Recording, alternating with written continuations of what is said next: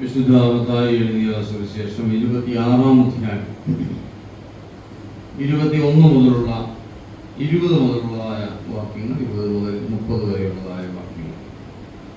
വിശുദ്ധ മത്തായി എഴുതിയ സുവിശേഷം 26-ാം അധ്യായം 20 മുതൽ 30 വരെയുള്ളതായ വാക്യം. സന്ധ്യയായപ്പോൾ അവൻ 12 ശിഷ്യന്മാരോടുകൂടെ പന്തിയിരിക്കുന്നു. അവർ ഭക്ഷിക്കുമ്പോൾ അവൻ, നിങ്ങളിൽ ഒരുവൻ എന്നെ കാണിച്ചു കൊടുക്കുമെന്ന് ഞാൻ സത്യമായിട്ട് നിങ്ങളോട് പറയുന്നു എന്ന് പറഞ്ഞു. അപ്പോൾ അവർ അത്യന്തം ദുഃഖിച്ചു. ഞാനോ കർത്താവേ എന്ന് ഓരോരുത്തൻ പറഞ്ഞത്.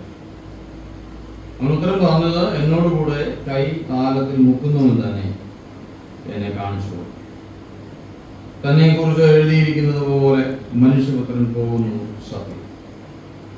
മനുഷ്യപുത്രനെ കാണിച്ചു കൊടുക്കുന്ന മനുഷ്യനോ കഷ്ടം. ആ മനുഷ്യൻ ജനിക്കാതെ ഇരുന്നുവെങ്കിൽ അവന് കൊള്ളായിരുന്നു. എന്നാൽ അവനെ കാണിച്ചു കൊടുക്കുന്ന യൂദ, ഞാനോ റബി എന്ന് പറഞ്ഞതിന് നീ തന്നെ എന്നുണ്ട്. അവർ ഭക്ഷിക്കുമ്പോൾ യേശു അപ്പമെടുത്ത് വാഴ്ത്തി നുറുക്കി ശിഷ്യന്മാർക്ക് വാങ്ങി ഭക്ഷിപ്പിൻ, ഇതിന്റെ ശരീരം എന്ന് പറഞ്ഞു. പിന്നെ പാനപാത്രം എടുത്തു, സ്തോത്രം ചൊല്ലി അവർക്ക് കൊടുത്തു. എല്ലാവരും ഇതിൽ നിന്ന് കുടിപ്പീൻ, ഇത് അനേകർക്ക് വേണ്ടി പാപമോചനത്തിനായി ചൊരിയുന്ന പുതിയ നിയമത്തിലുള്ള എൻ്റെ പിതാവിന്റെ രാജ്യത്തിൽ നിങ്ങളോടുകൂടെ പുതുതായി കുടിക്കുന്ന ആളുകളെ ഞാൻ മുന്തിരിവള്ളിയുടെ അനുഭവത്തിൽ ഇനി കുടിക്കുകയില്ല എന്ന് ഞാൻ നിങ്ങളോട് പറയുന്നു എന്ന്. പിന്നെ അവർ സ്തോത്രം പാടിയ ശേഷം ഒലിവുമലയ്ക്ക് പുറപ്പെട്ടു. കർത്താവേ, സ്വർഗീയ പിതാവേ,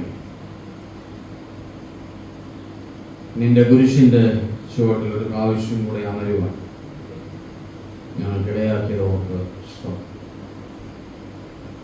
ഇന്നോ ഇന്നലെയോ സംഭവിച്ച ഒരു കാര്യമല്ല ഇത്. നൂറ്റാണ്ടുകൾക്ക് മുമ്പ്, 20 നൂറ്റാണ്ടുകൾക്ക് മുമ്പ് സംഭവിച്ച ഒരു ചരിത്ര യാഥാർത്ഥ്യത്തിന്റെ ഓർമ്മയിലാണ് ഞങ്ങളുടെ കർത്താവ് ഞങ്ങൾക്ക് വേണ്ടി, എനിക്ക് വേണ്ടി തകർക്കപ്പെട്ടതിന്റെ ഓർമ്മ ഒരു പ്രാവശ്യം കൂടെ ഈ കഷ്ടാനുഭവ നാളുകളിൽ ഞങ്ങൾ ഓർക്കുകയും ധ്യാനിക്കുകയും ചെയ്യുക. നിന്റെ സ്നേഹം ഞങ്ങളെ വീണ്ടും വീണ്ടും നിർബന്ധിക്കട്ടെ. ഞങ്ങൾ വീണ്ടും എഴുന്നേറ്റ് കാൽവറിയുടെ മേടുകളിലേക്ക് ഞങ്ങൾ നടക്കട്ടെ. അല്ല കർത്താവെ, തുറന്ന നിന്റെ കല്ലറയിൽ ഞങ്ങൾ പോയി ഒന്ന് ദർശിക്കട്ടെ. ഈ രാത്രിയിൽ ഞങ്ങളെ ഈ ഒഴിഞ്ഞ കല്ലറയും ഈ കാൽവറിയിലെ കുരിശും ഞങ്ങളോട് മൗനമായി പറയുന്ന കാര്യങ്ങളെ കേട്ട് മനസ്സിലാക്കുവാൻ ഞങ്ങൾ സഹായിക്കും. അത് മറ്റൊന്നല്ല, നിന്റെ സ്നേഹം, നിന്റെ സ്നേഹം, നിന്റെ സ്നേഹം. അതുകൊണ്ട് ഞങ്ങൾ വീണ്ടും വീണ്ടും ഞങ്ങളുടെ മനസ്സുകൊണ്ടും ഞങ്ങളുടെ ഹൃദയം കൊണ്ടും ഞങ്ങൾ പാടട്ടെ. ക്രൂശിന്മേൽ പ്രാണനാഥൻ എൻ്റെ കാഴ്ച. ഈ രാത്രിയിൽ ഞങ്ങളുടെ കൂടി വരവിനെ അനുഗ്രഹിക്കണം. ഈ ആഴ്ചയുടെ അവസാനത്തെ ദിവസത്തിൽ ഞങ്ങൾ വന്നിരിക്കുന്നു. നാളെ ഹോസന്ന പെരുന്നാൾ ആഘോഷിക്കും. നീ എന്നും എന്നും ജയവീരനായി, ആർക്കും തോൽപ്പിച്ചു കൂടാത്ത പരാക്രമശക്തിയുള്ളവനായി, രാജാതി രാജാവായി ഭരിച്ച് വാഴുന്ന ദൈവമാകിയ സ്തോത്രം. ഞങ്ങൾ നിന്നെ ഒരു പ്രാവശ്യം കൂടെ നമസ്കരിക്കുകയും സ്തുതിക്കുകയും ചെയ്യും. യേശു കർത്താവിന്റെ നാമത്തിൽ തന്നെ. ദൈവനാമത്തിന് നന്ദിയോടുകൂടെ സ്തോത്രം. അച്ഛന് ഓർപ്പിച്ചതുപോലെ ഈ 50 ദിവസവും നമ്മുടെ നോമ്പ് ആദ്യമായിട്ടാണ് നമ്മൾ ഈ ദീർഘമായ ഈ ദിവസങ്ങൾ ധ്യാനത്തിനായി നമ്മളെടുത്ത് നമ്മൾ കൂടി വരുന്നത്. ഇടയ്ക്കുള്ള 1-2 ദിവസങ്ങൾ ഇടവ പ്രാർത്ഥനയും അതുപോലെയുള്ള ടൂറോ ഏതാണ്ട് ഒഴിച്ചാൽ ബാക്കി എല്ലാ ദിവസങ്ങളും നമ്മളിവിടെ ധ്യാനത്തിനായിട്ട് കൂടി എന്നത് സന്തോഷകരവും അഭിനന്ദനാർഹവുമാണ് എന്ന് പറയുന്നതിൽ സന്തോഷം. ഈ കഴിഞ്ഞ ദിവസം ഞാൻ ഓർമ്മിച്ചതുപോലെ കർത്താവിൻ്റെ പീഡാനുഭവത്തെ ധ്യാനിക്കുമ്പോൾ അവൻ്റെ ഉപവാസവും അവന് നേരിട്ടതായിട്ടുള്ള പരീക്ഷയും അത് കഴിഞ്ഞ ദിവസം കൊണ്ട് തീർന്നു. എന്നാൽ ക്രിസ്തീയ സഭ ബാക്കി 10 ദിവസം കൂടെ അവൻ്റെ പീഡാനുഭവത്തെ ധ്യാനിക്കുന്നതിന് ആ ഒരാഴ്ച ഫുള്ള് എടുത്ത ഓശന്ന മുതൽ അതുപോലെ ഈസ്റ്റർ വരെയുള്ളതായ ദിവസങ്ങളും അതിന് തൊട്ട് 2 ദിവസങ്ങളും കൂടെ ചേർത്ത് ആണ് ഈ 50 ദിവസത്തെ നോയമ്പ് ക്രിസ്തീയ സഭ, പ്രത്യേകിച്ച് നമ്മുടെ സഭകൾ പോലെയുള്ള പൗരസ്ത്യ സഭകൾ അതിനെ ഈ നോമ്പിനെ നോക്കുന്നത്. പാശ്ചാത്യ സഭകൾ അതിനെ ഞാൻ ആദ്യത്തെ ദിവസം ഓർപ്പിച്ചതുപോലെ 40 ദിവസമേ ഉള്ളൂ. ആ 40 ദിവസത്തിനകത്ത് സൺഡേകളില്ല, ഞായറാഴ്ചകളില്ല, ബാക്കിയുള്ള ദിവസങ്ങളാണ് അത് അവർ അനുഷ്ഠിക്കുന്നത്. രണ്ടായാലും ഈ കർത്താവിൻ്റെ പീഡാനുഭവത്തെ ധ്യാനിക്കുന്ന ഈ ദിവസങ്ങൾ ധ്യാനിക്കുവാൻ വന്നവർ ഇനിയും വരുന്ന ദിവസങ്ങളിൽ നമ്മോടുകൂടെ ഈ നോമ്പിൻ്റെ ധ്യാനത്തിൽ ചെയ്യുന്നവർ, ഈ ദിവസങ്ങളിൽ പ്രാർത്ഥിച്ചവർ, പാടിയവർ, വേദപുസ്തകം വായിച്ചവർ, ധ്യാനം നടത്തിയവരെല്ലാവരും അനുഗ്രഹിക്കപ്പെട്ടവരാണ് എന്നുള്ളൊരു സംശയമില്ലാത്തതായ കൃഷ്ണൻ. ഈ രാത്രിയിൽ നാം വായിച്ചതായിട്ടുള്ള ഭാഗത്തേക്ക് ചുരുങ്ങിയ ചില സമയങ്ങളിലേക്ക് നമുക്ക് ചിന്തിക്കാവുന്നത്. അതിനകത്ത് 21-ാമത്തെ വാക്യം, അവർ ഭക്ഷിക്കുമ്പോൾ അവൻ നിങ്ങളിൽ ഒരുവൻ എന്നെ കാണിച്ചു കൊടുക്കുമെന്ന് ഞാൻ സത്യമായിട്ട് നിങ്ങളോട് പറയുന്നു എന്ന ഏതാനും ചില ക്രിസ്തീയ വിശ്വാസത്തിൽ ആയിരിക്കുന്ന നാം ഏവരും ഈ ദിവസങ്ങളിൽ നാം കേൾക്കുന്നതായിട്ടുള്ള ധ്യാന ചിന്തകളും നമ്മുടെ സഭയുമായിട്ടുള്ളതായ ബന്ധത്തിലും കഴിഞ്ഞ കാലങ്ങളിലെ അനുഭവങ്ങളും ഒക്കെ ചേർത്ത് വെച്ച് നാം പരിശോധിക്കുന്നതായിട്ടുള്ള അവസരത്തിൽ അല്ല നമ്മുടെ സഭയുമായിട്ട് ബന്ധപ്പെടാത്തതായെങ്കിൽ പോലും ഈ അവസാന ദിവസങ്ങളിലെ അവസാന നിമിഷങ്ങളിലെ ക്രിസ്തുവിൻ്റെ സംഭവ വികാസങ്ങൾ ഒരു ക്രിസ്തീയ വിശ്വാസിയെ സംബന്ധിച്ച് അവൻ്റെ ആത്മീയ ജീവിതത്തിൻ്റെ പോരാട്ടവുമായി ബന്ധപ്പെട്ടു. ഇവിടെ നാം കണ്ടത് കൂടെ നടന്നതായിട്ടുള്ള 3.5 വർഷം കൂടെ നടന്നതായിട്ടുള്ള ഒരു യൂദ എന്ന് പറയുന്നതായിട്ടുള്ള കഥ. ലോകത്തിലുള്ളതായ സകല മനുഷ്യർക്കും, ക്രിസ്ത്യാനികൾക്കും ക്രിസ്തേതരർക്കും പ്രിയങ്കരനാണ് ഈ യൂദ. കാരണം യൂദായെ പറ്റി എല്ലാവർക്കും അറിയാം, ബൈബിൾ വായിക്കാത്തവർക്കും അറിയാം. ക്രിസ്തുവിനെ ഒറ്റുകൊടുത്തവനാണെന്ന്, ക്രിസ്തുവിനെ തള്ളിപ്പറഞ്ഞവനാണെന്ന്, അവസാന നിമിഷവും കൂടെ നടന്നിട്ട് ക്രിസ്തുവിൻ്റെ കാൽകഴുകൽ ശുശ്രൂഷയിൽ വരെ ഉണ്ടായിരുന്നിട്ട്, ക്രിസ്തുവിൻ്റെ അന്ത്യ അത്താഴത്തിലുണ്ടായിരുന്നിട്ട്, ക്രിസ്തു കുറച്ചുകൂടെ വ്യക്തമായിട്ട് പറഞ്ഞാൽ ക്രിസ്തുവുമായിട്ട് ചേർന്ന് കൈ താരത്തിൽ മുഖ്യവനോടെയാണ് ആര് ഈ യൂദായിസ്കര്യം. അപ്പൊ ഇത് നമ്മെ പഠിപ്പിക്കുന്നതായിട്ടുള്ളൊരു പാഠമുണ്ട്. ലോകത്തിലെ ഒരു ബന്ധങ്ങളും എന്തല്ല സ്ഥിരമല്ല. ലോകത്തിലെ ഒരു ബന്ധങ്ങളും സ്ഥിരമല്ല. മക്കളുടെ ബന്ധങ്ങൾ സ്ഥിരമല്ല, മാതാപിതാക്കളുടെ ബന്ധങ്ങൾ സ്ഥിരമല്ല, അമ്മയും മകളും കൂടെയുള്ള ബന്ധം സ്ഥിരമല്ല, ഭർത്താവും ഭാര്യയും കൂടെയുള്ള ബന്ധം സ്ഥിരമല്ല. ഏത് ബന്ധമാണ് സ്ഥിരമായിട്ടുള്ളത്? ലോകത്തിലൊരു ബന്ധവും സ്ഥിരമായിട്ടുള്ളതാണ്. നമ്മുടെ നാട്ടിലൊരു ഭാഷയുണ്ടല്ലോ, മക്കളെയും മാമ്പൂവിനെയും കണ്ട് സ്വപ്നം കാണരുത്. അത് മക്കളെ എന്നുള്ളത് മാത്രമല്ല, സുഹൃത്തുക്കളെ ആയാലും, നമ്മുടെ ഓഫീസുകളായാലും, നമ്മുടെ ജോലികളായാലും, നമ്മുടെ ശുശ്രൂഷകളായാലും, ഈ ഭൂമിയിലുള്ള ഒന്നും എന്തല്ല സ്ഥിരമായിട്ടുള്ളതായ സംഗതിയല്ല. അത് വളരെ വ്യക്തമായിട്ട് ക്രിസ്തീയ വേലക്കാരെയും ക്രിസ്തീയ ശുശ്രൂഷക്കാരെയും പഠിപ്പിക്കുന്നതായിട്ടുള്ള ഒരു പാഠഭാഗം കൂടെയാണ് ഈ യൂദാ ഇസ്കരിയോത്താവിൻ്റെതായ പ്രശ്നം. ക്രിസ്തു എന്നാൽ പരസ്യമായിട്ട് അത് പറയുകയാണ്. ഇതിനു മുമ്പ് തന്നെ ആ രാത്രിയിൽ കർത്താവ് പറഞ്ഞതുകൊണ്ട് മാത്രമല്ല ഇസ്കരിയോത്താ യൂദാ ഇറങ്ങിപ്പോയതോ അല്ലെങ്കിൽ ഈ കാര്യങ്ങളൊക്കെ മെനഞ്ഞതോ ഒന്നും. അവന്റെ ജീവിതത്തിൽ നേരത്തെ തന്നെ കരികൂട്ടി, അവൻ നേരത്തെ തന്നെ പ്ലാൻ ചെയ്ത് എല്ലാ കാര്യങ്ങളും ഒരുക്കി വെച്ചിരുന്നിടത്താണ് ക്രിസ്തുവിന് അത് മനസ്സിലായി. ക്രിസ്തു അത് ഈ യൂദായോട് പറയും, ഒന്നിച്ചിരിക്കുന്നതായിട്ടുള്ള സമയത്ത് പറയും, നിങ്ങളിൽ ഒരുവൻ എന്നെ കാണിച്ചു കൊടുക്കും എന്ന് പറഞ്ഞു. അത് ക്രിസ്തീയ, ഞാൻ മുമ്പേ ഓർപ്പിച്ചതുപോലെ, ക്രിസ്തീയ ദൈവമക്കളുടെ വിശ്വാസികളുടെ ജീവിതത്തിലെ ക്രിസ്തീയ പോരാട്ടത്തിന്റെ ഒരു ഭാഗം തന്നെയാണ്. ഓർത്തുകൊള്ളണം, എപ്പോഴും ക്രിസ്തീയ ജീവിതം എന്നും അനുസ്യൂതം മുന്നോട്ട് പോകുമെന്ന് വിചാരിക്കരുത്. ഇന്നത്തെ സന്തോഷം എന്നും നമ്മുടെ ജീവിതത്തിൽ ഉണ്ടായിരിക്കത്തില്ല. ഇന്നത്തെ അനുഭവം ആയിരിക്കത്തില്ല നമ്മുടെ ജീവിതത്തിൽ. ഇന്നത്തെ സാമ്പത്തികമായിരിക്കത്തില്ല നമ്മുടെ ജീവിതത്തിൽ. വിശ്വാസ ജീവിതത്തിൽ എല്ലാം നല്ല പാതയിൽ കൂടെ ഓടുമെന്ന് വിചാരിക്കരുത്. നമ്മുടെ ഫ്ലൈറ്റ് യാത്ര ചെയ്തിട്ടുള്ളവർക്കറിയാം, എയർ ഘട്ടർ എന്ന് പറയുന്ന ഒരു സംഭവമുണ്ട്. അതായത് നമ്മുടെ ഈ റോഡിൽ കൂടെ നമ്മൾ പോകുമ്പോൾ വണ്ടി ഖട്ടറിൽ ചാടുന്നതായിട്ടുള്ള അവസരത്തിൽ ഉണ്ടാകുന്നത് പോലെയുള്ള ഒരു ജർക്കിങ്. അന്നേരം പൈലറ്റ് അവിടെ നിന്ന് അനൗൺസ് ചെയ്യും, ഇനിയുള്ള 10 മിനിറ്റ് അല്ലെങ്കിൽ ഇത്ര കിലോമീറ്റർ നമുക്ക് എയർ ഖട്ടറിൽ കൂടെയുള്ളതാണ് യാത്ര, അതുകൊണ്ട് സീറ്റ് ബെൽറ്റ് ഒക്കെ നല്ലതായിട്ട് ഇട്ടണം എന്ന് പറയുന്ന അനൗൺസ്മെന്റുകൾ നമുക്ക് കിട്ടും.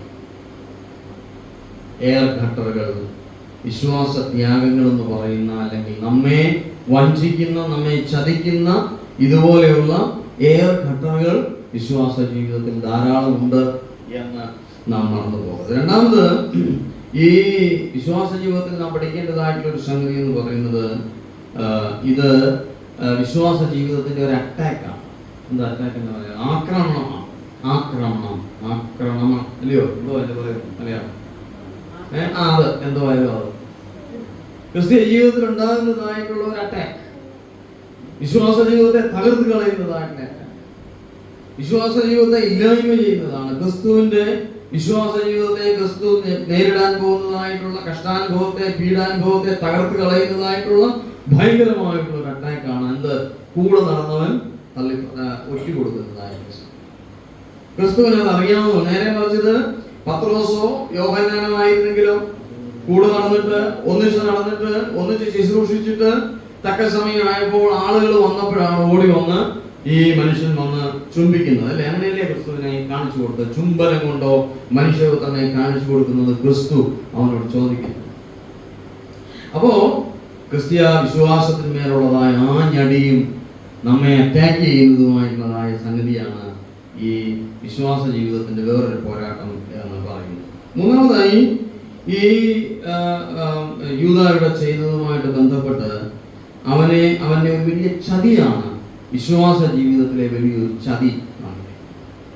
തന്റെ ഗുരുവിനെ, താൻ സ്നേഹിച്ച തന്റെ പ്രാണപ്രിയനെ, തന്റെ മക്കളെ പോലെ കരുതിയതായിട്ടുള്ള തന്റെ ശിഷ്യന്മാരെന്ന് താൻ വിളിക്കുന്നില്ലെന്നും, താൻ നിങ്ങൾ എന്റെ സ്നേഹിതന്മാരാണെന്നുമാണ് യോഹന്നാന്റെ സുവിശേഷത്തിൽ ശിഷ്യന്മാരെ പറ്റി കർത്താവ് പറഞ്ഞത്. അപ്പൊ സ്നേഹിതന്മാരാണെങ്കിൽ ആ സ്നേഹിതനെ വഞ്ചിക്കുന്ന, അവനെ മറ്റുള്ളവർക്ക് ഒറ്റ കൊടുക്കുന്ന, മരണത്തിന് ഏൽപ്പിച്ചു കൊടുക്കുവാനായിട്ട് കാണിച്ചു കൊടുക്കുന്നതായിട്ടുള്ള ഒരു ശിഷ്യൻ, ഒരു ഒരു ഒരു ഒരു സ്നേഹിതൻ. ഈ ഭൂമിയിലെ സ്നേഹങ്ങൾ അങ്ങനെയാണ്. ഈ ഭൂമിയിലെ ബന്ധങ്ങൾ അങ്ങനെയാണ്. ഈ ഭൂമിയിലെ നമ്മൾ ആഗ്രഹിക്കുന്ന, നമ്മൾ ചിന്തിക്കുന്ന രീതിയിലുള്ളതായ സ്ഥിരമായ ബന്ധങ്ങളുണ്ട് എന്ന് കരുതുന്നതായിട്ടുള്ള സകല ബന്ധങ്ങളും അങ്ങനെയാണ്. ക്രിസ്തുവുമായിട്ടുള്ള സ്നേഹബന്ധം മാത്രമേ നിലനിൽക്കൂ എന്നുള്ളത് ക്രിസ്തു നമ്മെ തൻ്റെ ഈ ക്രൂശീകരണവുമായി ബന്ധപ്പെട്ട്, പ്രത്യേകിച്ച് യൂദാ ഇസ്കരിയോത്തുമായി ബന്ധപ്പെട്ട് നമ്മെ പഠിപ്പിക്കുന്നതായിട്ടുള്ള സംഗതിയാണ്. യൂദായ്ക്ക് എന്താണ് സംഭവിച്ചത്? എന്താണ് യൂദായ്ക്ക് സംഭവിച്ചത്? അത് ദൈവത്തിന്റെ പ്ലാനിലുള്ളതാണ്, പദ്ധതിയിലുള്ളതാണെന്നൊക്കെ ഒരു പക്ഷെങ്കിൽ ഇപ്പോൾ ഇത് നമുക്ക് പറയാമെങ്കിലും തീർച്ചയായിട്ടും അങ്ങനെയാണ്. ക്രിസ്തുവിന്റെ ദൈവത്തിന്റെ പ്ലാനിൽ, ദൈവത്തിന്റെ പദ്ധതിയിലും മുൻ നിർണയപ്രകാരമുള്ളതൊക്കെയാണ്. അതിൽ വിശ്വസിക്കുന്നവരാണ് ഞാൻ നിങ്ങളും. പക്ഷെ യൂദായ്ക്ക് സംഭവിച്ചതെന്ന് പറയുന്ന പ്രധാനപ്പെട്ടതായിട്ടുള്ള കാര്യം, ഒന്ന്, അധികാരമോ. എന്താണ്? യൂദായ്ക്ക് എങ്ങനെയെങ്കിലും ഈ മഹാപുരോഹിതന്മാരുമായിട്ടുള്ള ചേർന്നൊരു ബന്ധമുണ്ടാണ്. കഴിഞ്ഞ 3.5 വർഷമായി അവരെ പിണക്കി, എവിടെയൊക്കെ ഉണ്ടോ, എവിടെ ക്രിസ്തു ചെല്ലുമോ, എവിടെ സൗഖ്യം ഉണ്ടാകുമോ, എവിടെ അത്ഭുതം ഉണ്ടാകുമോ, അവിടെയെല്ലാം മഹാപുരോഹിതന്മാരും പടയാളികളും ഈ പരീശന്മാരും സദൂക്യരും ഒക്കെ ക്രിസ്തുവുമായിട്ടുള്ളതായ ബന്ധത്തിൽ നിന്ന്, ഒരു ചെറിയ ബന്ധത്തിൽ നിന്ന് അകന്നു നിൽക്കുകയാണ് ഈ യൂദാ ഇസ്കരിയോത്ത്. ആ ബന്ധം ഒന്ന് ദൃഢപ്പെടുത്തണം. എങ്ങനെ? ക്രിസ്തുവിനെ കാണിച്ചു കൊടുക്കുന്നത്. ഞാൻ ഇവരുടെ കൂടെ ഉള്ളവനായിരുന്നു, എന്നാൽ ഞാൻ ഇവരുടെ കൂടെ അല്ല, മനസ്സുകൊണ്ട് ഇവരുടെ കൂടെ അല്ല. അങ്ങനെ ആയിപ്പോയി, പറ്റിപ്പോയി. ഒത്തിരി പേരുടെ സുവിശേഷ വേലയും ഒത്തിരി പേരുടെ വിശ്വാസ ജീവിതവും അങ്ങനെയാണ്. ഞാൻ നിങ്ങളോട് പണ്ട് പറഞ്ഞിട്ടുള്ള ഒരു കഥ, ഒരു രാത്രിയിൽ ഒരു നാടകം കാണാനായിട്ട് വലിയമ്മച്ചി പോയി. ഭയങ്കര പാട്ടും സ്തോത്രവും പറയുന്ന ഒരു വലിയമ്മച്ചി. നാടകം കാണാനായിട്ട് പോയപ്പോൾ അവിടെ ഈ പിശാചിന്റെ ഒരു രൂപമുള്ള ഒരാളും ഉണ്ടായിരുന്നു നാടകത്തിന് അഭിനയിക്കും. തിരിച്ച് നാടകം കഴിഞ്ഞ് ഇങ്ങോട്ട് വന്ന അമ്മച്ചി ഭയങ്കരമായ ഒരു മഴയിൽ ഒരിടത്ത് കയറി നിന്നു. അപ്പോൾ ഈ പിശാച് വീട്ടിൽ ചെന്ന് തൊഴി മാറാമെന്ന് വെച്ച് ഈ പിശാചിന്റെ വേഷം കെട്ടിയവൻ ഓടി വന്ന് ഈ അമ്മച്ചി കയറി നിന്നിടത്തോട്ട് കയറി. അപ്പൊ ഈ അമ്മച്ചി തെറ്റിദ്ധരിച്ചു. അമ്മച്ചിക്ക് അറിയത്തില്ലായിരുന്നു അവിടെ നിൽക്കുന്ന ആൾ അവിടെ പിശാചായിട്ട് അഭിനയിച്ച ആളാണ്. അമ്മച്ചി പറഞ്ഞു, ഞാൻ ഒത്തിരി കാലമായിട്ട് പള്ളിയിൽ പോകുന്നെങ്കിൽ ഞാൻ നിന്റെ ആളാണ്, എന്നെ ഒന്നും ചെയ്യും. കൂടെ നടന്നതായിട്ട് ഇസ്കരിയോത്ത യൂദായെ പറ്റി കർത്താവ് പറയാൻ, അത് നിങ്ങളിൽ ഒരാൾ എന്നെ കാണിച്ചു. നമ്മളൊരു സഭയാണ്, വിശ്വാസ ജീവിതമാണ്, ഒരു വലിയ പോരാട്ടത്തിലാണ്, വലിയൊരു യാത്രയാണ്. ഈ യാത്രയിൽ വിശ്വസ്തതയും തമ്മിലുള്ളതായ വിശ്വസ്തത, തമ്മിലുള്ളതായ എന്നേക്കുമായിട്ടുള്ള ഒരു ദൃഢമായ ബന്ധം നാം തമ്മിൽ ഉണ്ടായിരിക്കേണ്ടതിന്റെ ആവശ്യകത ക്രിസ്തു നമ്മെ ഈ ഒരു സംഭവത്തിൽ കൂടെ കാണിച്ചു. വിവാഹം നടക്കുന്നതായിട്ട് കുദാശ നടക്കുന്നതായിട്ട് അവസരത്തിൽ പട്ടക്കാര് ഈ മണവാളിനെയും മണവാട്ടിയെയും അവർക്ക് മോതിരം കൊടുത്ത് അങ്ങോട്ടും ഇങ്ങോട്ടും വിടാനായിട്ട് ആവശ്യപ്പെട്ടിട്ട് പറയുന്നതായിട്ടുള്ളൊരു സംഗതിയാണ്. ഇന്നു മുതൽ ഞാൻ നിന്റേതും നീ എൻ്റെ. നമ്മളിരുവരും ദൈവത്തിൻ്റെതുമായിരിക്കും. മരണത്താലല്ലാതെ നമ്മൾ തമ്മിൽ പിരിയയില്ല എന്ന് പറഞ്ഞ് നിത്യമായിട്ടുള്ള ഒരു ദൃഢമായ ബന്ധത്തിൽ ഏർപ്പെടുകയും അതെപ്പോഴും ഒരു ഉഭയസമ്മതമാണ്, ഒരു കവനന്റാണ്. നേരെ മറിച്ചത് കോൺട്രാക്ട് ആണ്. ഇവിടെ ലോക്കൽ ഭാഷയിൽ പറയുമല്ലോ, ഈ പിന്നെ പണിയൊക്കെ ഏറ്റെടുത്ത് നടത്തുന്നതായിട്ടുള്ള ആളിനെ കൺട്രാക്ട് എന്ന് പറയും അല്ലേ? കൺട്രാക്ട് എന്നല്ല അതിന്റെ ഇംഗ്ലീഷ് വേർഡ് എന്ന് പറയുന്നത്, കോൺട്രാക്ടർ എന്നാണ്. പക്ഷെങ്കിൽ അത് ആളുകൾ കൺട്രാക്ട് എന്ന് പറഞ്ഞെങ്കിലേ ആളുകൾക്ക് അറിയത്തുള്ളൂ.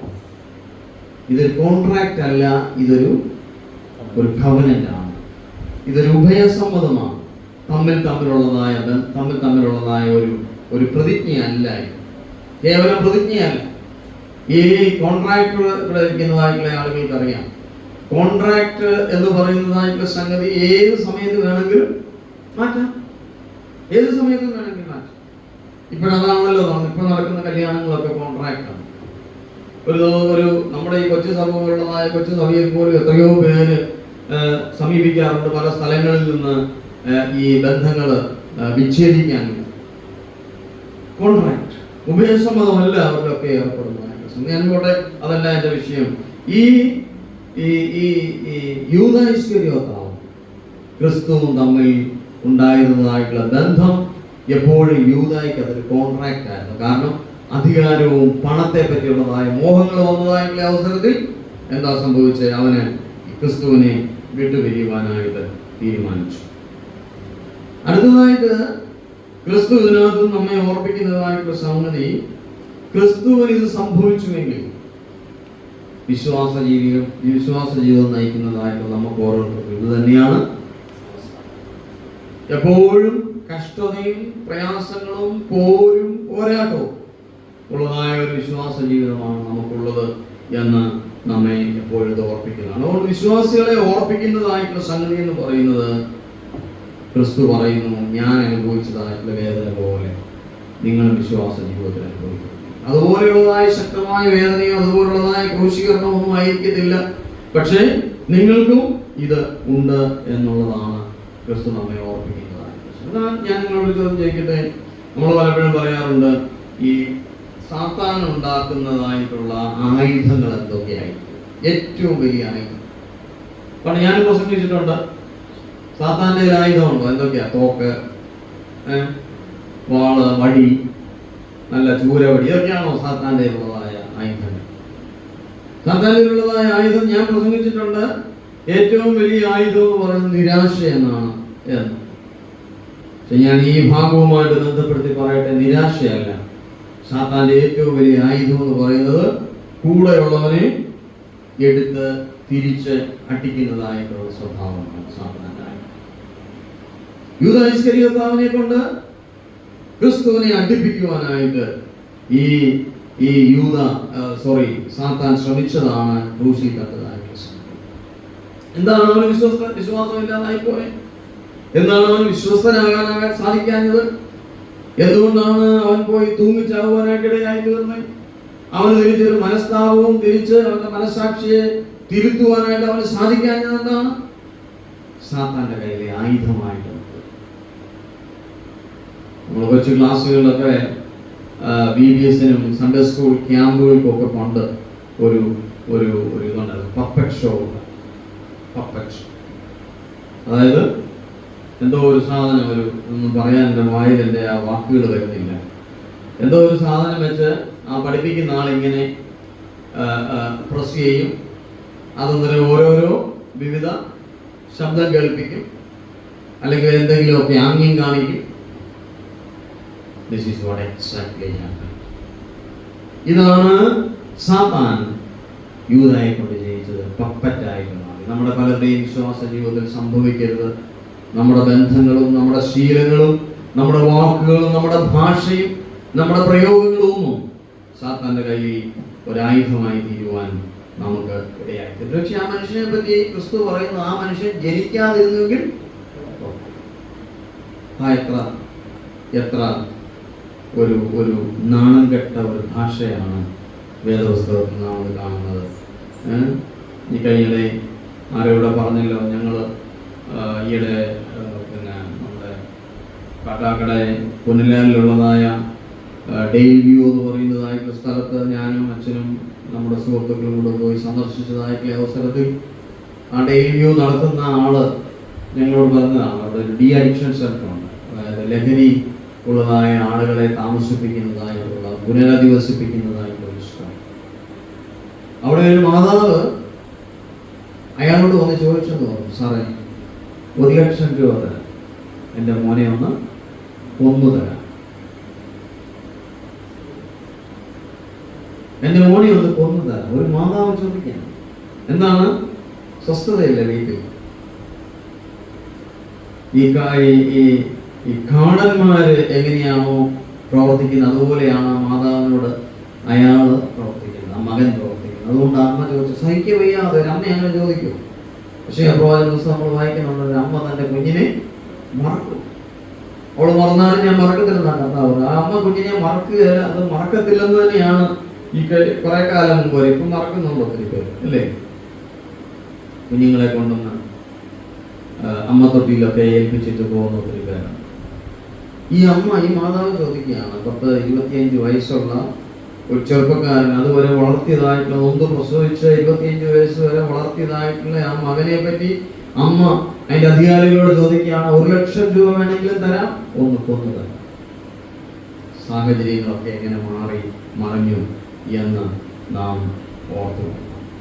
അതുകൊണ്ട് പ്രിയപ്പെട്ടവരെ, നമ്മുടെ വിശ്വാസ ജീവിതത്തിൽ നമുക്ക് സംഭവിക്കുവാൻ സാധ്യതയുള്ളതായ സംഗതിയാണ് നമ്മുടെ വിശ്വാസ ജീവിതത്തെ ഇല്ലായ്മ ചെയ്യുകയും, നമ്മുടെ വിശ്വാസ ജീവിതത്തെ ചതിക്കുകയും, നമ്മുടെ വിശ്വാസ ജീവിതത്തെ ഒറ്റുകൊടുക്കുകയും ചെയ്യുന്ന നമ്മളുടെ സ്വഭാവങ്ങൾ ക്രിസ്തുവിന് ചേർന്നതല്ല എന്ന് ക്രിസ്തു നമ്മെ ഓർപ്പിക്കും. നിങ്ങളിൽ ഒരുവൻ എന്നെ കാണിച്ചു കൊടുക്കും. താഴെ കുറച്ചുകൂടെ വ്യക്തമായിട്ട് 25-ാമത്തെ വാക്യത്തിൽ വായിക്കുന്നുണ്ട്, എന്നാറെ അവനെ കാണിച്ചു കൊടുക്കുന്ന യൂദ, ഞാനോ റബി എന്ന് പറഞ്ഞത് നീ തന്നെ എന്നാണ്. നമ്മളായിരുന്നെങ്കിൽ എന്ത് പറഞ്ഞു? ക്രിസ്തു കാണിച്ചു കൊടുക്കുന്നതായിട്ടുള്ള ആൾ, ഒറ്റി കൊടുക്കുന്നതായിട്ടുള്ള ആള് തന്നെ ക്രിസ്തുവിനോട് ചോദിച്ചു, ഓരോരുത്തരെയും ചോദിച്ചു, ഞാനാണോ? പത്രോസ് ചോദിച്ചു, യോഹന്നാൻ ചോദിച്ചു, അന്ത്രയോസ് ചോദിച്ചു, തോമസ് ചോദിച്ചു. ആ കൂട്ടത്തിൽ ചോദിക്കാതിരിക്കുന്നത് എങ്ങനെയാണ്? അതുകൊണ്ട് ഇവരും ചോദിച്ചു, ഞാനാണോ റബി? അത് തന്നെ തന്നെയാണ്. He has no fear. ക്രിസ്തുവിനൊരു പേടിയില്ല. അവൾ സത്യം പറയും. നമുക്കൊക്കെ പേടിയുണ്ടോ സത്യം പറയുന്നത്? എനിക്ക് ചിലരുടെ മുഖത്ത് നോക്കി പറയുന്നതിന് എനിക്ക് പേടിയൊന്നുമില്ല. അതുകൊണ്ട് തന്നെ എന്നെ എല്ലാവരും അത്ര കണ്ട് അനുമോദിക്കാറില്ല. എനിക്ക് അങ്ങനെയുള്ള സർട്ടിഫിക്കറ്റ് വേണ്ടാന്ന്. ക്രിസ്തുവിന് ഒരു പേടിയുമില്ലായിരുന്നു യൂദായോട്. നീയാണ് 3.5 വർഷം നടന്ന, നീയാണ് എന്നെ കാണിച്ചു കൊടുക്കുന്നത് പറയാനായിട്ട് ഒരു പേടി. അല്പനേരം മുമ്പാണ് അവന്റെ കാല് കഴുകി കൊടുത്തത്. അവന് എനിക്ക് തോന്നുന്നു ക്രിസ്തു മുക്കിയതായിട്ടുള്ള ആ ആ അപ്പക്കണ്ണം മുക്കിയതും ആ പാത്രത്തിൽ നിന്ന് തന്നെയാണ് അവൻ മുക്കി കഴിച്ചത്. നമ്മളൊക്കെ ആണെങ്കിൽ അന്നത്തെ പ്രാർത്ഥനയ്ക്ക് വന്നിട്ട് ഭക്ഷണമാകുമ്പോൾ തലപ്പെടും. എന്ത് ചെയ്യും? വൈദ്യുവേദനയാണ് എന്ന് പറഞ്ഞ് നമ്മളങ്ങ് പോകും. അല്ലെ നോയമ്പാണെന്ന് പറയും, അല്ലെ എന്തെങ്കിലും പറഞ്ഞ് ചിരിക്കുന്നവരൊക്കെ ഏതെല്ലാം സംഗതികളിൽ നിന്ന് മാറി നിന്നിട്ടുണ്ടോ എന്ന് ചിന്തിച്ചോ. ഞാൻ ആരെയും ഒരാളെ മാത്രമായിട്ട് പറയല്ല. ക്രിസ്തു ആയതുകൊണ്ട് ക്രിസ്തു പറഞ്ഞു, ശക്തമായിട്ട് പറഞ്ഞു, നീയാണ് എന്നെ കാണിച്ചത്. ക്രിസ്തുവിന്റെ ധൈര്യം നമ്മളിൽ ഉണ്ടായി. ക്രിസ്തുവേശുള്ള ഭാവം തന്നെ നമ്മളിൽ ഉണ്ടാവണമെന്ന് പറഞ്ഞ് മിണ്ടാതെ ഇരുന്ന് കുഞ്ഞാടിനെ പോലെ മിണ്ടാതിരിക്കണമെന്ന് മാത്രമല്ല, ക്രിസ്തുവേശുള്ള ധൈര്യത്തോടെ സത്യം പറയാൻ നമ്മൾ പഠിക്കണം. ധൈര്യത്തോടുകൂടെ ഇന്നതാണ് എന്ന് പറയാനായിട്ട് നാം പഠിക്കണം. തെറ്റെന്ന് പറയാനായിട്ട് നാം പഠിക്കണം. തെറ്റിനോട് നോ എന്ന് പറയാനും യേശുവിനോട് യേശു പറയാനുമായിട്ട് നമ്മൾ പഠിക്കണം. നമ്മുടെ കുഞ്ഞുങ്ങളെ അത് പഠിപ്പിക്കണം, നമ്മുടെ തലമുറകളെ അത് പഠിപ്പിക്കണം. ക്രിസ്തു പറയുന്നു, നീ തന്നെയാണ് എന്നെ കാണിച്ചത്. അത് കഴിഞ്ഞ് ഈ മത്തായിയുടെ സുവിശേഷം 26-ാമത്തെ വാക്യത്തിൽ വാങ്ങി ഭക്ഷിപ്പിന് തന്റെ ശരീരം എന്ന് പറഞ്ഞ ഈ ഹോളി കമ്മ്യൂണിയൻ, അതായത് തിരുവത്താഴ ശുശ്രൂഷ ഇൻസ്റ്റിറ്റ്യൂട്ട് ചെയ്യുന്നതായിട്ടുള്ള സമയം. എന്താണ് തിരുവത്താഴ ശുശ്രൂഷ? ക്രിസ്തുവിന്റെ മരണത്തിന് തൊട്ട് മുമ്പുള്ളതായ സംഗതിയാണ്. ഗെത്സമനിയിൽ താൻ തകർന്നതും ഗെത്സമനിയിൽ തന്റെ വിയർപ്പ് രക്തമായിട്ട് ഒഴുകിയതിന്റെയും ഒരു സ്വല്പം മുമ്പാണ് ഈ കാര്യം സംഭവിക്കുന്നത്. എന്ത്? ഈ തന്റെ ശിഷ്യനായിട്ടുള്ള യൂദ തന്നെ കാണിച്ചു കൊടുക്കുമെന്നും കൈതാളത്തിൽ മുക്കിയിട്ട് തന്നോടുകൂടെ ചേർന്ന് നടന്നിട്ട് 3.5 വർഷക്കാലം ജീവിച്ചിട്ട് കേട്ടിതാ എന്നെ കാണിച്ചു കൊടുക്കുവാൻ പോകുന്നു ധൈര്യപരസ്പരമായി. നമ്മളാണെങ്കിൽ അവനെ അന്നത്തെ ആ മീറ്റിങ്ങിൽ സംബന്ധിപ്പിക്കത്തെ. അല്ലെങ്കിൽ അന്നേരം ഇങ്ങനെ പറയും, ഒരാളാ ഒക്കെ ഞാൻ പിന്നെ പറയാം, അല്ലേ? അങ്ങനെയല്ലേ നമ്മൾ സാധാരണ പറയാം. ഇപ്പൊ അത് പറയാനായിട്ട് പറ്റത്തില്ല, ഞാൻ അതൊക്കെ പറയാം, വഴിയെ നിങ്ങൾ അറിഞ്ഞോളൂല്ലോ കേട്ടോളൂല്ലോ എന്നൊക്കെ പറഞ്ഞു നമ്മളെങ്ങനെയെങ്കിലും ആ കാര്യത്തെ ചെയ്യും. പക്ഷെങ്കിൽ ക്രിസ്തുവിന് അത് പറഞ്ഞേ മതിയാകൂ. അടുത്ത നിമിഷത്തിൽ എന്താണ്? തിരുവത്താഴ ശുശ്രൂഷ. നാളെ ഇവിടെ തിരുവത്താഴ ശുശ്രൂഷയാണ്. നമ്മുടെ ചില ആളുകൾക്ക് ചിന്ത എന്ന് പറയുന്നത് മാസത്തിലൊരിക്കൽ നടക്കേണ്ടതായ സംഗതിയാണ് തിരുവത്താഴ ശുശ്രൂഷ. ക്രിസ്തു പറഞ്ഞത് എന്റെ ഓർമ്മയ്ക്കായിട്ടിത് ചെയ്യുക. പണ്ട് കാലത്ത് നമ്മുടെ 6 മാസം 8 മാസം കൂടുമ്പോഴായിരുന്നു നമ്മുടെ അച്ഛന്മാരിവിടെ വന്നുകൊണ്ടിരുന്നത്. അതുകൊണ്ട് ആ സമയത്ത് ഇവിടെ ഓരോ പള്ളിയിലും തിരുവത്താഴ ശുശ്രൂഷ നടത്താൻ പറ്റത്തുള്ളൂ. അതുകൊണ്ട് നമ്മുടെ ആളുകളുടെ ചിന്ത എന്ന് പറയുന്നത് 8 മാസത്തിലൊരിക്കൽ നടത്തുന്ന ശുശ്രൂഷ എന്നാണ് തിരുവത്താഴ ശുശ്രൂഷയെ പറ്റി അന്ന് ആളുകൾ മനസ്സിലാക്കിയത്. ഇന്ന് മാസത്തിലൊരിക്കൽ നടത്തുന്നതായി ഈ കഷ്ടാനുവാഴ്ച വരുമ്പോൾ എല്ലാവരുടെയും മുഖം അങ്ങ് വീഴും. എന്നാണെന്നറിയാമോ? ഓശാന ഞായറാഴ്ച തിരുവത്താഴ്, പെസഹ വ്യാഴാഴ്ച തിരുവത്താഴ്, പിന്നെ ഈസ്റ്ററിന്റെ തിരുവത്താഴ്. ആർക്കെങ്കിലും നാണക്കേടുണ്ടോ കർത്താവിന്റെ തിരുവത്താഴ ശുശ്രൂഷയിൽ പങ്കുകൊള്ളുന്നത്? ഇതിന്റെ ആവശ്യമില്ല. കർത്താവിന്റെ മരണത്തിന്റെ ഓർമ്മയ്ക്കായിട്ട് നമ്മൾ ചെയ്യുന്നതായിട്ടുള്ള ശുശ്രൂഷ അത് ഒറ്റ കൊടുക്കുന്നവനും കൊടുത്തു കർത്താവ്.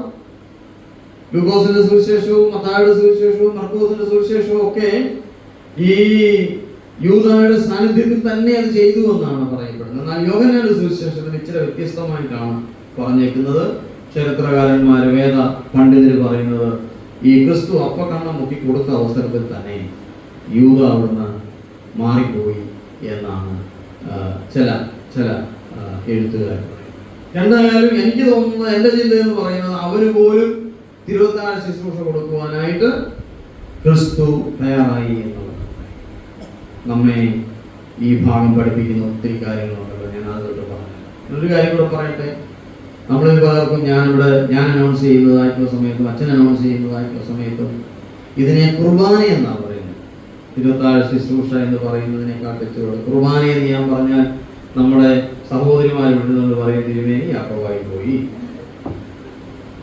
എന്താണ് കുർബാന? ഞാൻ പറയുന്നത് കുർബാനയും തന്നെ ഇമാനുവേൽ സഭ പറയാം. ഇത് കുർബാനയാണ്, ഇത് ബലിയാണ്. ആ ബലി എന്ന് പറയുന്നത് എടുത്തു വെക്കുന്ന അപ്പവും മീനും അല്ല ബലി. അവിടെ ഇരിക്കുന്നതായിട്ടുള്ള മേശയല്ല ബലി. ആ ശുശ്രൂഷയ്ക്ക് വന്ന് സംബന്ധിക്കുന്ന ഞാനാണ് ബലി.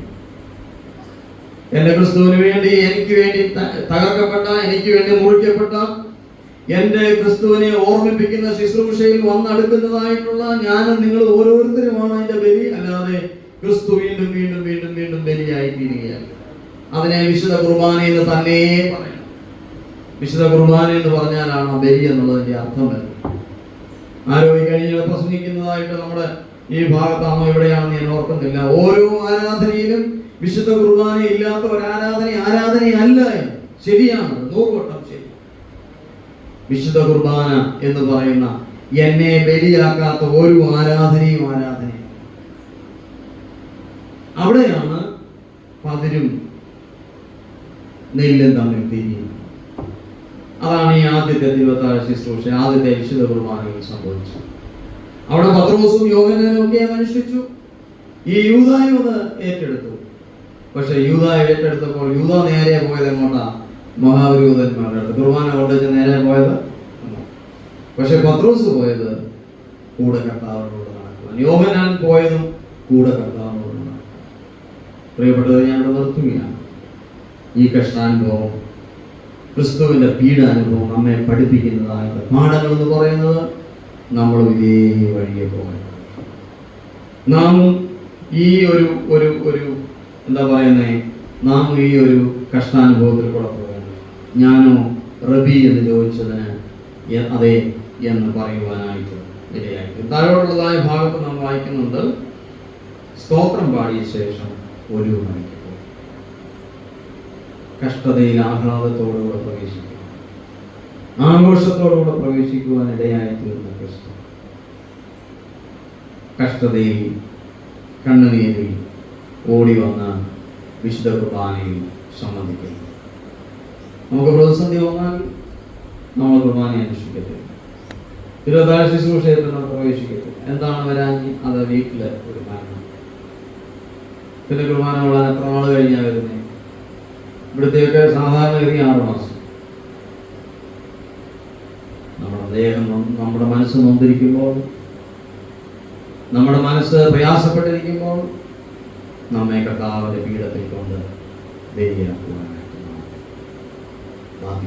യാഗപീഠത്തിന്റെ കൊമ്പുകളോളം യാഗപശുവിനെ കയറുകൊണ്ട് നമ്മുടെ ജീവിതം അങ്ങനെയായിരിക്കട്ടെ. ക്രിസ്തുവിന് വേണ്ടി, ക്രിസ്തുവിന്റെ മുറിവുകൾ, ക്രിസ്തു നമുക്കായിട്ട് ചൊരിഞ്ഞതായിട്ടുള്ള രക്തത്തിന്റെ മുമ്പിൽ നമ്മെ താഴ്ത്തി കൊടുക്കുന്നതായിട്ടുള്ള ഒരു ശക്തി. അതുകൊണ്ട് ഇവർ രണ്ടുപേരെയും, യോഹന്നാനെയും ഈ യൂദായെയും പരിശോധിക്കുന്നതായിട്ടുള്ള അവസരത്തിൽ ഈ വിശുദ്ധ കുർബാന രണ്ട് തരം ആളുകളെ സൃഷ്ടിച്ചു. ഒന്ന്, യൂദായെ ഒരു ചാവേറാക്കി മാറ്റി. എങ്ങനെയാണ് സാത്താൻ യൂദായെ ഉപയോഗിച്ചത്? ഈ സംഗതി കഴിഞ്ഞ് അവൻ ആഗ്രഹിച്ചത് അധികാരമോ, അവൻ ആഗ്രഹിച്ചതായിട്ടുള്ള പണമോ ഒന്നും യൂദായിക്ക് കിട്ടിയില്ല. അവന് കൊടുത്ത പണം പോലും